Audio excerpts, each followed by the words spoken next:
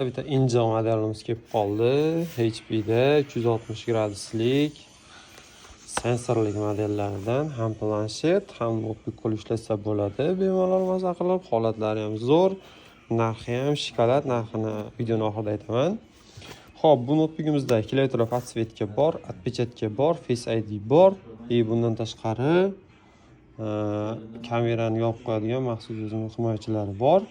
Hop, ekranlari sensorlik. Bu kompyuterimiz eng fishkalardan bittasi, protsessori Ryzen 7 5850U protsessor bo'ladi. Tushunadiganlar biladi. Bu protsessor hozirgi Core i7 ning eng oxirgi avlod ultra modellaridan ham ko'ra kuchliroq bo'ladi. Yadro potoklariga keladigan bo'lsak, bazaviy 1.9 GHz dan turbo boost 4 gacha.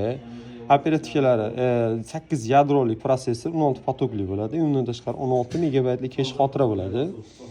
Hop, 8 GB operativka, 256 GB SSD xotira bilan joylashgan. Eng qiziq tomoni, bu shuncha qulaylari, shuncha xarakteristikasiga qaramasdan bu kompyuterning narxi atigi $320. Shoshilamiz, soni cheklangan.